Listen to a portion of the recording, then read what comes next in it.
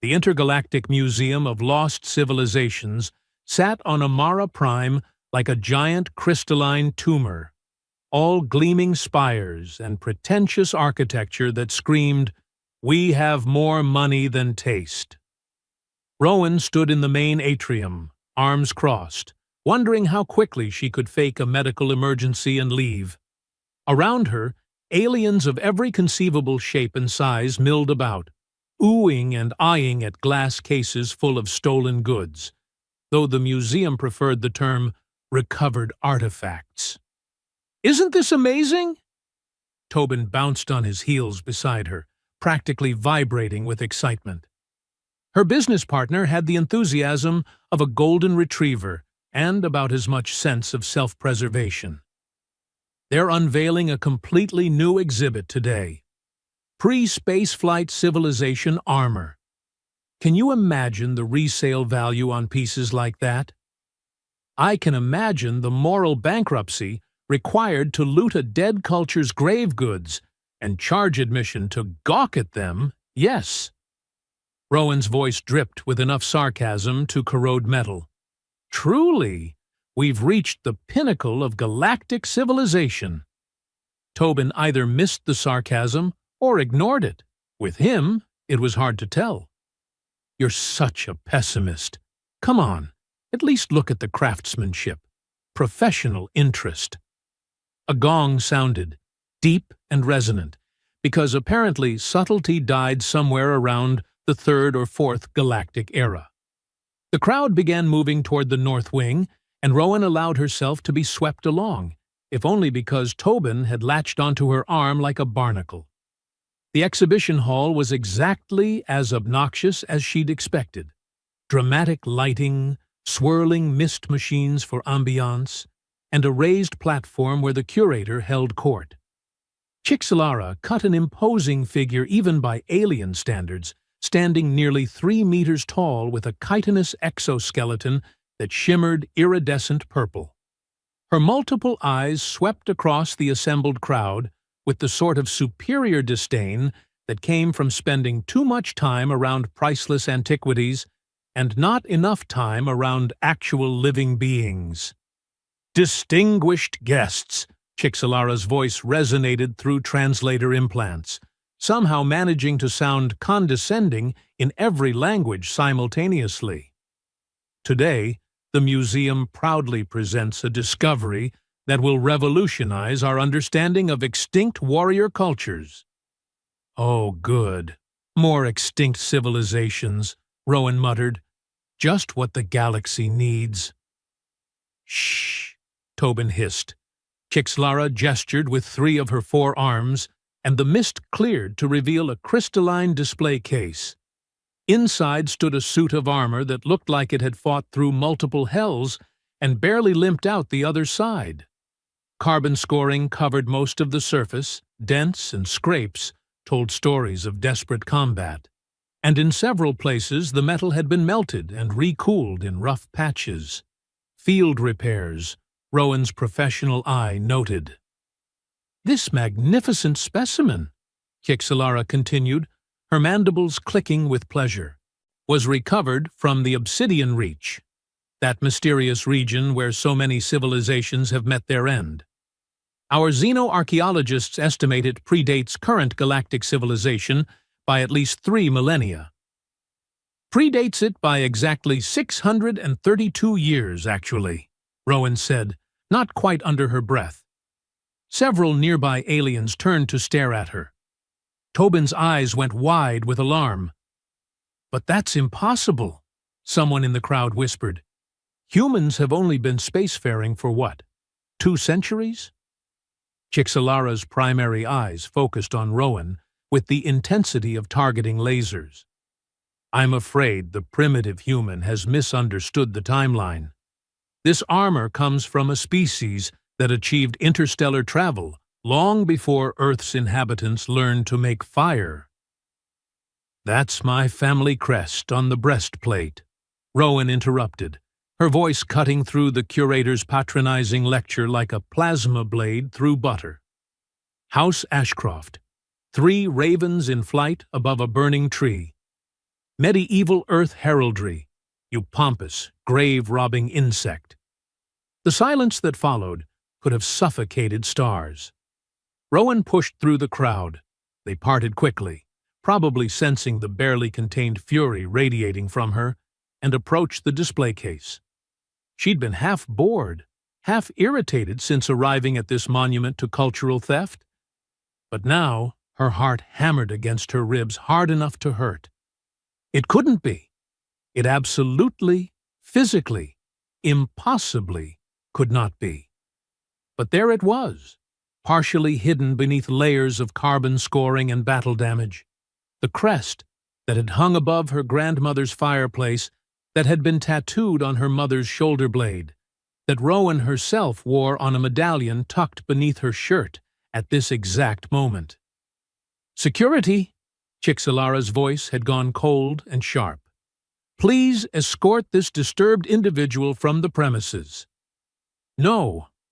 Rowan pressed her hand against the crystalline case, and her professional training kicked in despite the emotional storm raging in her chest. She pulled a compact scanner from her jacket, an authenticator's tools never left home, and ran it across the surface. "I'm not going anywhere until you tell me exactly where you found this armor. The artifact's provenance is proprietary museum information." "The artifact is wearing my family's coat of arms." Rowan's voice rose, and she didn't care that every being in the hall was staring now. "That crest hasn't been used since Earth's medieval period. My great-grandmother wore armor with that exact symbol when she left Earth on the Ashcroft expedition 632 years ago." Chixlara's mandibles twitched in what might have been irritation or amusement. With insectoids, it was always hard to tell. Humans are so adorably prone to delusion. The Ashcroft expedition? That colony ship that vanished without a trace? Even if your ridiculous claim had merit, which it does not, that vessel was lost in the inner colonies, nowhere near the Obsidian Reach. "Then how do you explain the crest?" Rowan demanded. "Convergent design? Coincidence? A primitive species misidentifying advanced technology as their own?" "Or maybe," Rowan said, her voice dropping to something dangerous and quiet, "your museum acquired stolen property without doing proper authentication, and you're about to face the legal nightmare of your career." Two hulking reptilian security guards lumbered toward her, their scales gleaming dull green under the exhibition lights. Each stood nearly 2.5 meters tall and massed enough to bench press a small shuttle. "Miss Rowan, perhaps we should go," Tobin's stage whispered urgently, tugging at her sleeve. "Those guards look very unfriendly, and I'm quite fond of all my bones being unbroken." "Get your scanner out!" Rowan snapped at him. "Now! Document everything on that breastplate before these museum thugs throw us out." To his credit, Tobin's hands were already moving, his own authentication equipment emerging from various pockets. Whatever his other faults, he was a professional when it counted. "Already on it, but I really think we should—" Oh no." "What?" "There's more inscriptions under the carbon scoring." Tobin's voice had gone high and thin. "I'm reading what looks like Old English? That's impossible. Old English hasn't been used since—" "Since Earth's medieval period," Rowan finished grimly. "Yeah. Starting to see my point?" The security guards reached them, massive clawed hands extending toward Rowan's shoulders. She didn't resist. Fighting them would be like fighting plate tectonics. But she kept her scanner running until the very last second, downloading every scrap of data it could pull from the armor. "You are banned from this museum," Chixalara announced, her voice ringing with vindictive satisfaction. "Permanently. And I will be filing a complaint with the Galactic Artifact Authentication Guild about your unprofessional behavior." "File whatever you want," Rowan called back as the guards began physically moving her toward the exit, her feet barely touching the floor. But when I prove that armor is human, and that your museum has been displaying looted Earth heritage as some extinct alien culture, I'm going to laugh so hard I'll need medical attention. Delusional human! Kixalara's voice followed them down the corridor. Your species has been in space for barely 2 centuries. You think you can claim artifacts from civilizations that rose and fell before your ancestors learned to nap stone tools? Rowan would have shouted back, but the guards had picked up speed, and she needed all her breath to avoid biting her tongue as they bounced her toward the main entrance. Tobin jogged alongside, still frantically operating his scanner with one hand while trying to keep his equipment from spilling out of his pockets with the other. They hit the museum steps at considerable velocity, stumbling down to the plaza below. The guards turned smartly and marched back inside without a word, their job complete. Well, Tobin panted, adjusting his jacket and checking his scanner for damage. That could have gone better. Or worse. I'm honestly not sure which. Rowan was already pulling up her scanner's data, her fingers flying across the holographic display. Did you get clear readings of the inscriptions? Some of them, yes, but Rowan… Tobin grabbed her arm, forcing her to look at him. His usually cheerful face had gone serious. You can't actually believe that armor belonged to your great-grandmother. The Ashcroft expedition vanished 600 years ago in the inner colonies. The Obsidian Reach is 15,000 light-years in the opposite direction. The math doesn't work. The math doesn't work for conventional travel. No. Rowan pulled up a stored file on her personal pad, a photograph she'd taken just before leaving Earth 3 months ago. But look at this. The image showed a tarnished silver medallion resting on aged velvet. The design matched the crest on the armor exactly. 3 ravens in flight, wings spread, soaring above a stylized tree engulfed in flames. The detail work was identical down to the individual feathers, the curl of the flames, the twisted branches. Family heirloom, Rowan said quietly. Passed down through my mother's line for 23 generations. My grandmother used to tell stories about the Ashcroft expedition, about how they were searching for habitable worlds beyond the known colonies. She said they found something, but the transmission was garbled and Earth lost contact. Everyone assumed the ship was destroyed by some disaster. Drive malfunction, spatial anomaly, pirates. Take your pick. Tobin stared at the medallion, then at the data from the armor, then back at the medallion. But if they made it all the way to the Obsidian Reach, then they traveled farther than any human ship in recorded history, using technology we supposedly didn't have. Rowan's mind raced, puzzle pieces clicking together with almost audible snaps. And they found something there, something worth fighting for. Worth dying for, worth sending a warning back. A warning? Tobin looked confused. What makes you think? Because they sent the armor, Tobin. Think about it. In medieval tradition, returning a knight's armor to their family meant they died in battle. It's a message, a memorial. They wanted us to know what happened to them.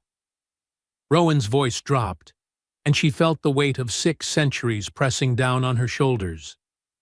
They wanted us to know they made it, and they wanted us to know they didn't come back. A group of museum visitors streamed past them, chattering excitedly about the new exhibition. Rowan watched them go, her jaw clenching. So what do we do? Tobin asked quietly. Rowan looked at her scanner data, at the family medallion, at the museum looming behind them like a monument to someone else's version of history. She thought about her great-grandmother, whose name had also been Rowan. Family tradition ran deep, and who had left Earth chasing dreams among the stars. She thought about 300 colonists who'd vanished into the void, written off as dead, forgotten by everyone except the families who kept their stories alive through generations of whispered tales and tarnished heirlooms. "We steal the armor," she said calmly. Tobin choked on air. "I'm sorry. What?" "You heard me. We break into the museum, we take the armor, and we prove it's human. Then we force them to tell us everything they know about where they found it." Rowan started walking toward the plaza's edge, where ground transport vehicles hummed past in orderly streams. "Because I guarantee you they know more than they're saying. Museums always do." "Rowan, that's insane. That's illegal. That's—" Tobin hurried after her, his voice rising with each word. "That's actually exactly the kind of plan you'd come up with, and I can't believe I'm going to help you do it." "I didn't ask for your help." Rowan flagged down an automated taxi, which slid to a stop with barely a whisper of repulsor engines. "No, you never do." Tobin climbed in beside her with a sigh of resignation. "But you're going to get it anyway, because someone needs to keep you from getting killed. And apparently I'm the idiot who volunteered for that job." Rowan allowed herself a small smile as the taxi lifted into traffic. "I knew there was a reason I kept you around. The reason is I'm excellent at finding black market contacts who don't ask questions." Tobin pulled out his personal communicator and started scrolling through contacts. "And lucky for you, I happen to know someone on the museum's maintenance crew who owes me several favors and has a flexible moral compass." "How flexible?" "Let's just say he once helped me authenticate a Zalmaran statue by sneaking me into a private collector's vault using nothing but maintenance uniforms and audacity." Tobin grinned despite himself. "If anyone can get us into that museum after hours, it's him." The taxi wove through Amara Prime's evening traffic, the city's bioluminescent architecture beginning to glow as the sun set. Rowan watched the museum shrink behind them, but her mind was already 15,000 light-years away, in a region of space where civilizations went to die and mysteries waited in the dark.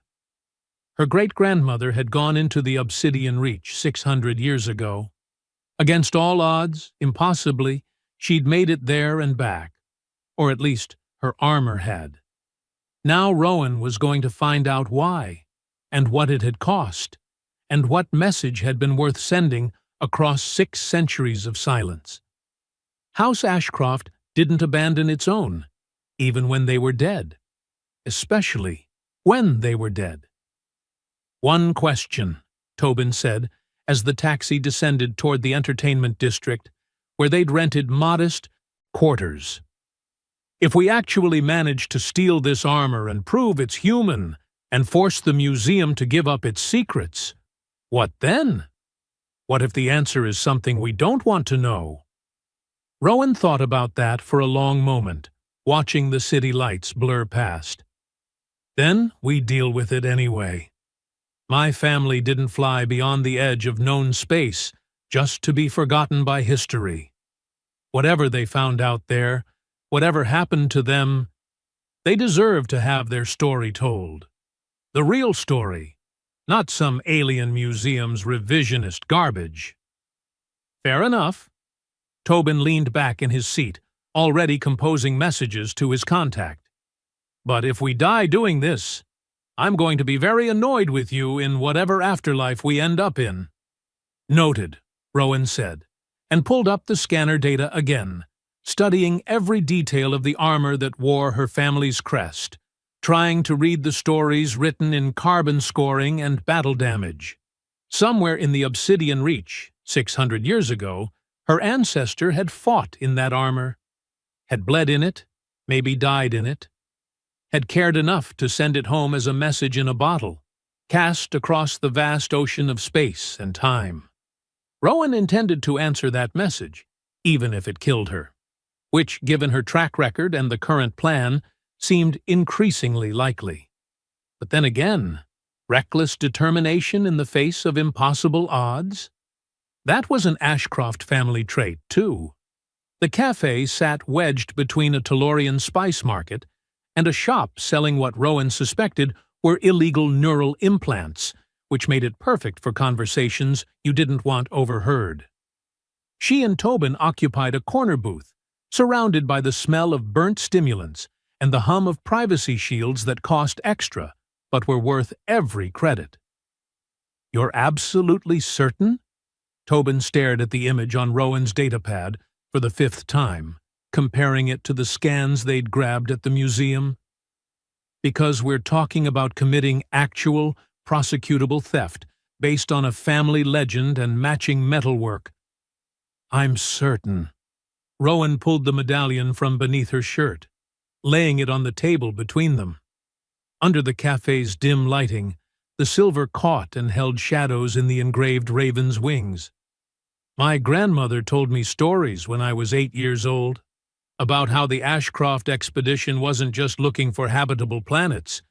They were chasing rumors, old survey data that suggested human structures in deep space, predating our supposed first ventures into the stars. That's impossible. So is finding my family crest on armor in the Obsidian Reach. But here we are." Rowan traced the burning tree with one finger. "Grandmother said they never believed the official story, that the ship just vanished. She said great-grandmother Rowan sent something back, a package that arrived at Earth 200 years after the expedition disappeared. This medallion was inside, along with coordinates and a message that had degraded so badly nobody could read it." Tobin picked up the medallion carefully, turning it over. On the reverse side, barely visible, were a series of numbers that might have been stellar coordinates or might have been someone's grocery list. Time hadn't been kind to the engraving. "Let me run these through a navigation database," he muttered, pulling out his personal scanner. His fingers danced across the holographic interface while Rowan sipped something the cafe claimed was coffee, but tasted like burnt regret. If these are coordinates, they'd be using old Earth navigation standards, which means I need to convert to Galactic standard reference points. Rowan watched him work, her mind churning through possibilities. 600 years was a long time.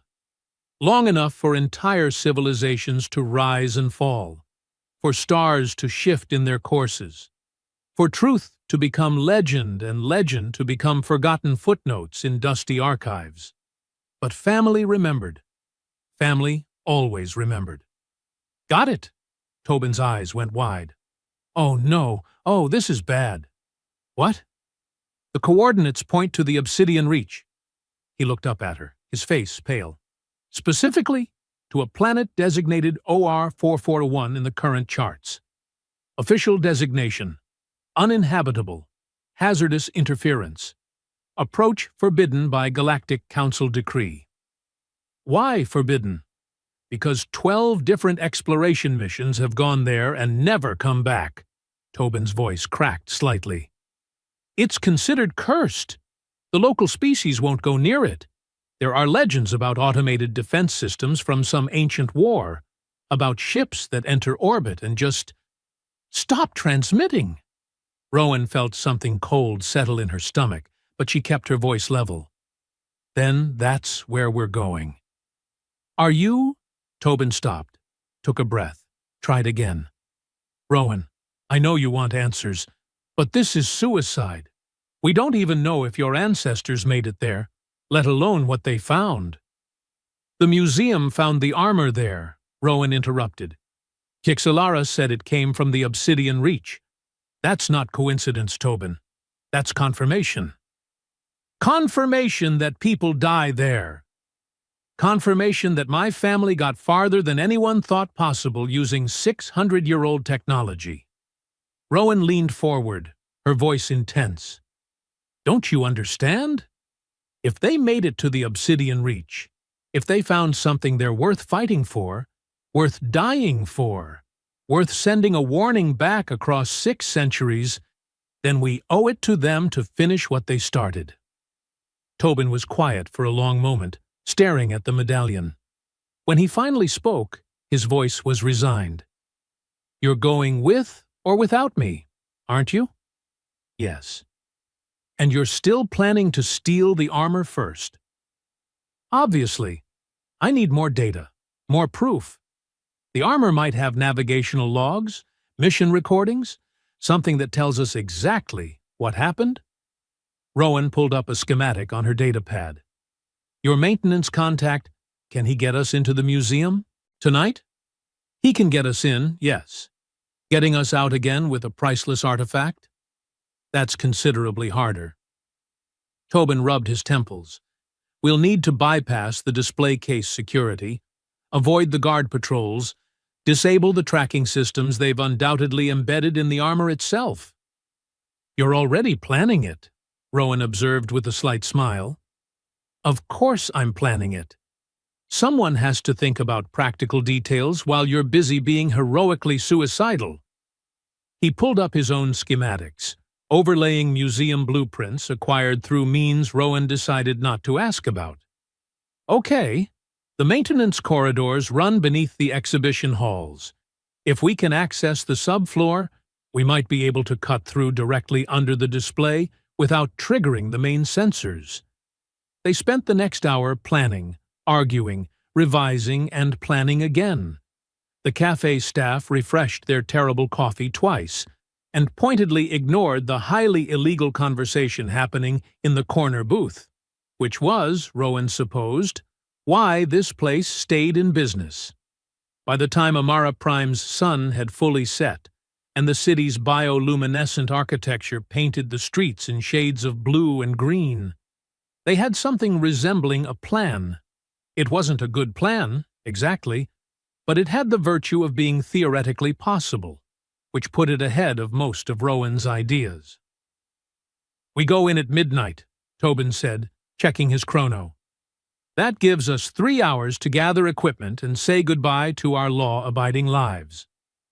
"Dramatic much?"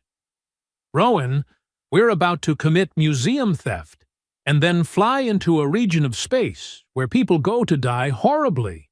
I think I'm entitled to a little drama." He stood, gathering his equipment. "I'll contact my maintenance friend. Get us access credentials. You work on figuring out how to carry a 20-kilo breastplate while running from angry security guards." Rowan looked at the medallion one last time before tucking it back beneath her shirt, where it rested cold against her skin. Somewhere in the obsidian reach, her great-grandmother had worn armor bearing this same symbol, had fought in it, had sent it home as a message across time itself. Tonight, Rowan would steal that armor back from aliens who had no right to it. Tomorrow, she'd find out what that message meant, even if it killed her, which it probably would, but nobody in the Ashcroft line had ever been accused of excessive caution. 3 hours, she agreed, standing. "And Tobin? Thank you. For this, for everything." He sighed heavily. "Ask me again if we survive. I'll decide then if you're welcome." Midnight on Amara Prime meant the museum's crystalline spires reflected starlight, like a constellation fallen to Earth. Beautiful and cold and completely indifferent to the 2 humans currently crawling through maintenance tunnels beneath its foundations. "I hate you so much right now," Tobin whispered, his voice carrying through the comlink. He was wedged in a conduit, approximately 60 centimeters wide, pulling himself forward with his elbows while his scanner dangled from a neck strap and kept smacking him in the face. "Noted," Rowan replied from the parallel tunnel. Her own passage was marginally wider, but compensated by having exposed power cables that sparked ominously whenever she brushed against them. "How much farther?" "According to the schematics, we should be directly under the exhibition hall now. There's an access panel above you in about 3 meters. Wait, make that 2 meters. Alien measurement systems are terrible." Rowan felt along the tunnel ceiling until her fingers found the seam of a maintenance hatch. She pulled a compact cutting tool from her belt, officially marketed as an authenticator's precision instrument, unofficially capable of slicing through most security locks like butter. The hatch opened with a whisper of hydraulics, revealing a crawl space between floors. Rowan hauled herself up and through, then reached down to help Tobin, who emerged looking like he'd been wrestling dust bunnies and losing. "Phase 1 complete," he muttered, consulting his scanner. "We're in the subfloor maintenance area. The display case should be directly above us, but, oh, this is interesting." Interesting good? Or interesting bad? Interesting as in the security system is way more sophisticated than it should be for a simple museum exhibit. Tobin's fingers flew across his scanner's interface, pulling up electromagnetic signatures. There's a secondary containment field around the armor itself, independent of the display case. That's military-grade protection, not cultural artifact preservation. Rowan felt her suspicions solidify into certainty. Kixelara knows it's human. She knows it's important. She's been lying through her mandibles about everything, which means stealing it just got exponentially more dangerous. Tobin looked up at the ceiling panels. "We'll need to disable the containment field before we can even touch the armor, and the moment we do that, alarms are going to scream loud enough to wake the dead." "How long do we have once the alarms trigger?" "Best case? 3 minutes before security arrives. Worst case? They're already on their way, and we're having this conversation in a cell." Rowan pulled out her own tools, examining the ceiling panel directly beneath where the armor should be. "Then we work fast. Can you loop the security feeds?" "Already done. I'm not completely incompetent." Tobin attached a small device to a junction box, its lights blinking in sequence.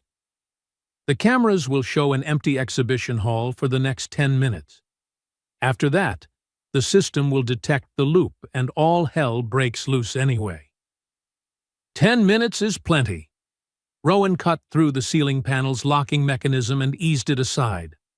Above them, darkness and the faint hum of the containment field. On 3? Why is it always on 3? Why not on 4? Or 5?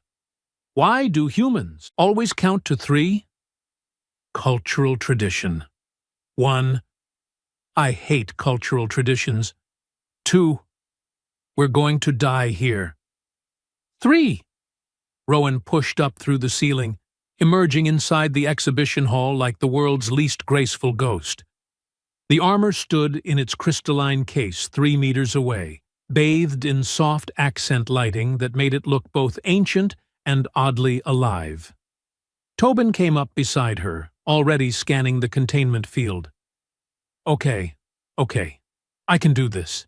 The field's frequency is standard KICS military protocol, which means, yes, I've got the disable codes from that job we did last year on Opal Station. The one where we nearly got arrested? All our best jobs end with nearly getting arrested. His fingers danced across the scanner.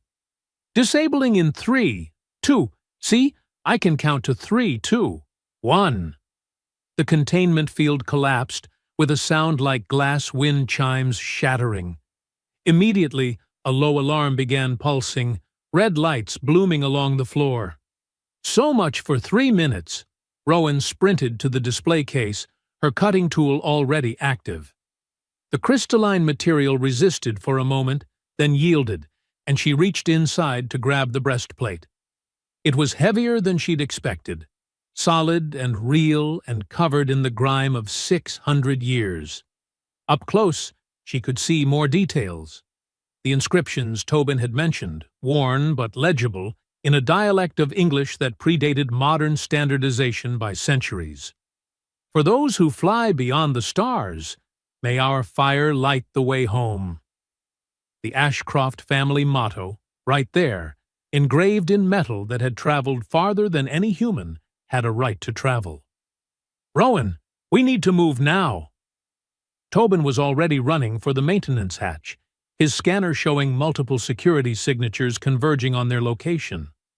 She grabbed the breastplate with both arms. It had to mass at least 20 kilos, all awkward angles and sharp edges, and ran. Behind her, the exhibition hall's main doors were cycling open, heavy footsteps echoing in the vast space. They dropped through the hatch just as the first security guard entered, Rowan going first and somehow not breaking any bones when she hit the subfloor. Tobin came down after her, yanking the ceiling panel closed behind them. "Go! Go! Go!" He shoved her toward the maintenance tunnels. Rowan crawled as fast as she could while clutching ancient armor to her chest, which turned out to be not very fast at all. Behind them, she heard the ceiling panel being wrenched open, heard shouting in multiple alien languages, heard the distinctive charge-up whine of stun weapons. "They're in the tunnels!" someone roared. "Cut them off at Junction 17! "That's ahead of us," Tobin gasped. "We're not going to make it to the exit." Rowan's mind raced. The armor pressed against her chest, and she felt something shift, a hidden seam she'd missed before. No time to examine it now. They needed a new plan. Needed it immediately. "The loading docks," she said. "Northeast corner, where they bring in new exhibits. That's completely the wrong direction, which is why they won't expect it." Rowan veered left at the next junction, trusting Tobin to follow. "You said your contact works maintenance. Does he have access to the loading bay?" "Yes, but oh, you brilliant, insane woman." Tobin was already sending a message through his communicator. "I'm telling him to have a cargo transport ready." They emerged from the tunnels into a service corridor, alarms blaring everywhere now. Rowan's arms screamed in protest at the armor's weight, but she didn't slow down. Couldn't slow down. Behind them, security was closing in, their heavy footsteps making the floor vibrate.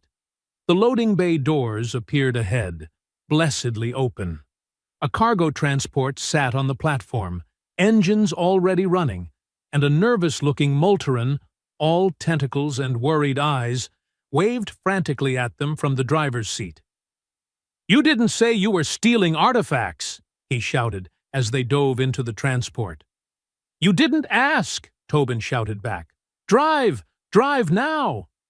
The transport lurched forward, repulsor engines screaming, just as security burst into the loading bay. Stun blasts sizzled through the air, missing them by centimeters as they shot out into Amara Prime's night sky. Rowan clutched the breastplate, her heart pounding, and started laughing. The kind of slightly unhinged laughter that comes from surviving something that absolutely should have killed you. "We did it!" she gasped between laughs. "We actually did it!" "We're not clear yet." Tobin was monitoring his scanner frantically. "Museum security is alerting planetary authorities. We've got maybe 5 minutes before every law enforcement officer on Amara Prime is looking for us. Then we don't stay on Amara Prime." Rowan pulled out her communicator and started scrolling through contacts. "I know someone who can get us off planet. No questions asked." "Someone trustworthy?" "Absolutely not. But he's got a fast ship, and he doesn't care about local laws, which is exactly what we need right now." The transport wove through nighttime traffic, the driver muttering prayers to various deities in 3 languages. Rowan finally had a moment to examine the armor properly, and her breath caught. There, hidden in a seam she'd felt earlier, coordinates. Not engraved, but punched into the metal itself, as if someone had used a combat knife to scratch numbers during a moment of desperate clarity. The same coordinates from her grandmother's medallion, but more precise, more complete. A roadmap to the Obsidian Reach, written in scars on armor that had survived 6 centuries just to come home. "I found a captain," she said quietly. "His name is Natrix. he'll take us anywhere for the right price. And can we afford the right price? Rowan looked at the armor, at the coordinates, at the message her ancestor had sent across time itself. We'll figure it out. We always do. Natrix Ool had the kind of face that suggested his mother had been frightened by a lamprey during a particularly traumatic moment, and his morals made pirates look like charitable organizations. His ship, the Sliding Shadow, wasn't much better. It looked like someone had welded 3 different vessels together during a psychotic episode and called it good enough. But the engines hummed with barely restrained power, and when Rowan showed him enough credits to make his eyes glisten, he asked exactly 0 questions about the museum security alerts flooding Amara Prime's communication channels. "Obsidian Reach," he said, his voice wet and slithering through the translator implant. "You understand that's suicide, yes? I'll take you there, but I'm not landing. You go down, you're on your own." "Acceptable," Rowan said, watching Amara Prime shrink behind them as they broke orbit.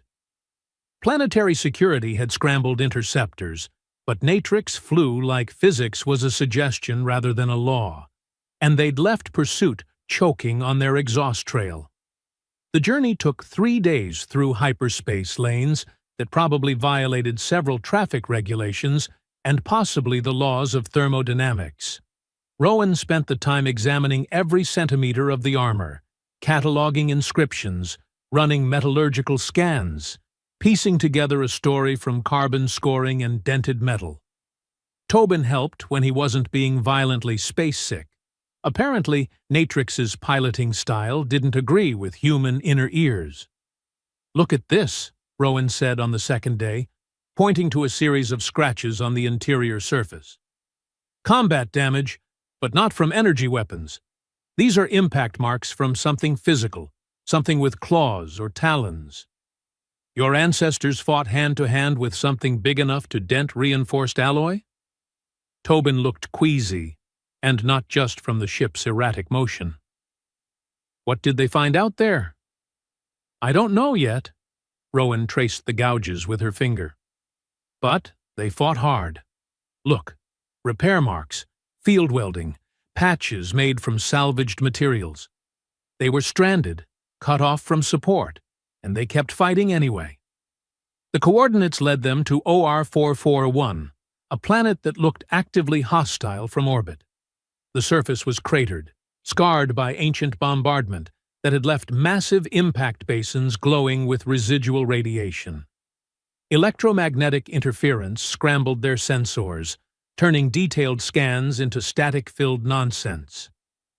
"This is as close as I get," Natrix announced from the cockpit. "You want to go down there? You take the shuttle.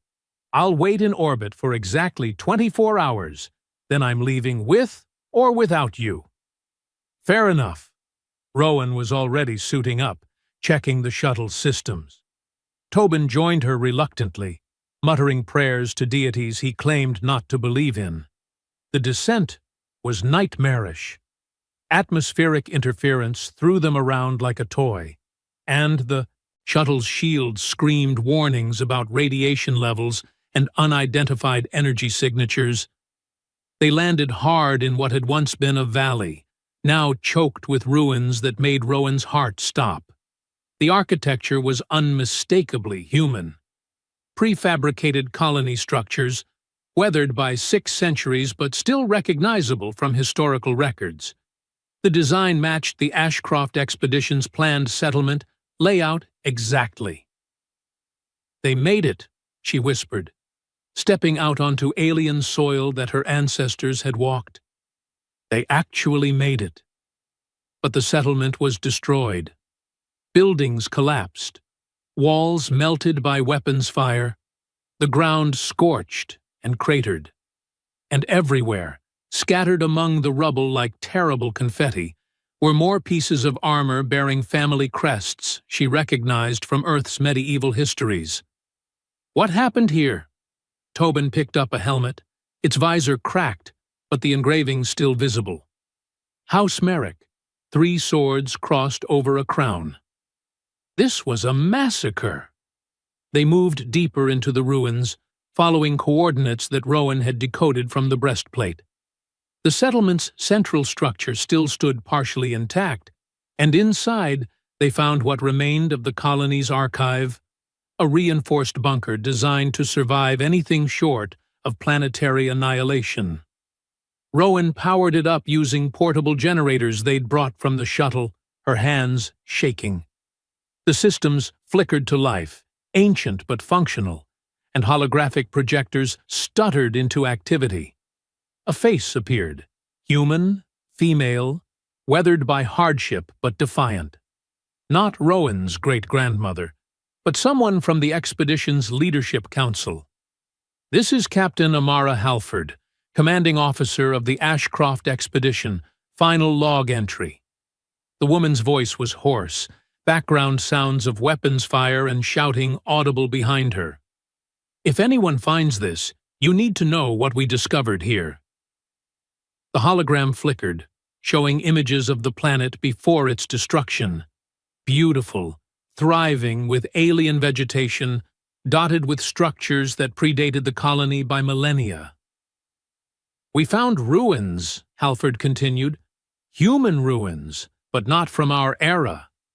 They're ancient, maybe 10,000 years old, maybe more. Structures designed for humans, written in proto-languages that evolved into our modern tongues. The evidence is irrefutable. Humanity has been to the stars before." Tobin grabbed Rowan's arm. "That's impossible." "Shut up," Rowan hissed, her eyes locked on the hologram. "We were so excited at first," Halford said, and her expression twisted with bitter irony. "We'd found proof that humanity had a galactic empire, that we were returning to our birthright among the stars. We started excavating, documenting, trying to understand what happened to this ancient civilization." The hologram shifted, showing something emerging from beneath the ruins, sleek constructs of metal and energy, their design unmistakably human but wrong somehow, predatory and cold. "Then we woke the Guardians." Halford's voice dropped to something raw and terrified. "Automated defense systems from the old empire, still functional after 10 millennia. They don't recognize us as human. Their programming identifies us as invaders, as enemies of the civilization they were built to protect." The images showed battles, colonists in improvised armor fighting machines that moved like liquid death, weapons that should have been primitive, holding the line against technology that made modern military hardware look like children's toys. "We've been fighting for 8 months, Halford said. "We've lost 2/3 of our people. The Guardians keep coming, keep adapting, keep learning from every engagement. We can't win this war." Behind her, something exploded. She flinched, but kept recording. "We managed to repair the long-range relay enough to send back some of our armor, along with this data core. We're encoding coordinates, tactical information, everything we've learned about the Guardians and the old empire. If humanity ever comes back here, you need to know what you're facing." The captain's face filled the screen, her eyes hard with determination despite the exhaustion written in every line. "Tell Earth we found the old kingdom," she said. "Tell them we found proof that we've done this before, that we built an empire among the stars and somehow lost it all. Tell them the ruins are real, the technology is real, and the danger is very, very real." Another explosion, closer this time. Halford looked off screen, nodded at someone, turned back to the camera. "We're sending the armor through the relay in 5 minutes. Then we're destroying this facility to keep it from the Guardians. If anyone with Ashcroft blood finds this message," she smiled grimly, "tell them we held the line. Tell them House Ashcroft doesn't surrender." The hologram flickered, distorted. Halford's last words came through broken with static. We're still here, still fighting, still waiting. The recording ended. Rowan stood in silence, her mind reeling from implications that rewrote human history. Tobin had gone pale, staring at the now dark projector. "They're still here?" he whispered. "That was 600 years ago." The ground trembled. Dust fell from the archive's ceiling. Rowan's scanner erupted with warnings, detecting massive energy signatures converging on their location. "Oh no," Tobin breathed, pulling up his own scanner. "Oh no, no, no!" Through the archive's damaged walls, Rowan saw them rising from beneath the ruins, constructs of flowing metal and crackling energy, their design beautiful and terrible and unmistakably human in origin. Guardians, just like in Halford's recording, still active after 10 millennia, still defending an empire that had turned to dust. And they were moving toward the archive with clear, hostile intent. "Run!" Rowan grabbed the data core from the archive, shoving it into her pack. She and Tobin sprinted for the exit as the building began collapsing behind them, guardians tearing through walls like tissue paper. They made it to the shuttle by pure luck and adrenaline, engines already firing as they dove through the airlock. Tobin screamed piloting commands while Rowan strapped in, and they lifted off just as a Guardian's weapon carved through the space they'd occupied seconds before. More Guardians emerged from the ruins, dozens of them, all converging on the fleeing shuttle. Energy weapons painted the sky with lethal light. "They're targeting our engines!" Tobin's hands flew across the controls. "We're not going to make orbit?" "Yes, we are." Rowan routed emergency power to the shields, burning through reserves that were supposed to last the entire return trip. The shuttle screamed upward, shaking apart at the seams, alarms howling. They broke atmosphere, trailing smoke and sparks, the Guardians falling away as they reached the edge of space.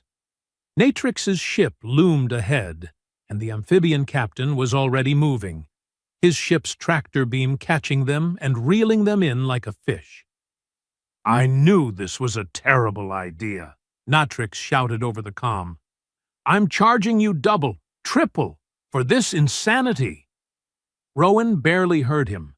She was staring at the data core in her hands, at the message from 600 years ago, at the proof that changed everything humanity thought it knew about itself. Her ancestors had found an empire, had found Guardians still defending its ruins, had fought and died trying to hold the line against machines that didn't recognize them as human anymore.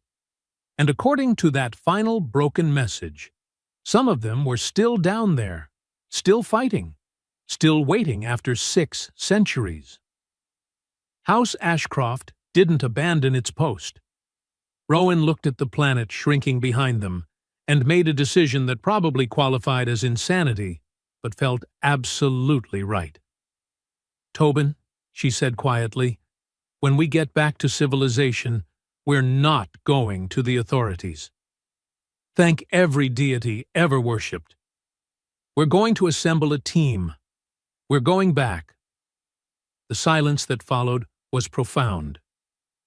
"You want to return," Tobin said slowly, "to the planet full of murderous ancient Guardians that just tried to kill us. My family is still down there. They've been dead for 600 years. Maybe, or maybe they found a way to survive, to adapt, to keep fighting." Rowan clutched the data core. "Either way, I'm going back to find out. You don't have to come." Tobin was quiet for a long moment, staring at the planet disappearing behind them. Then he laughed, the sound slightly hysterical. "Of course I'm coming. Someone needs to document your inevitable death for posterity."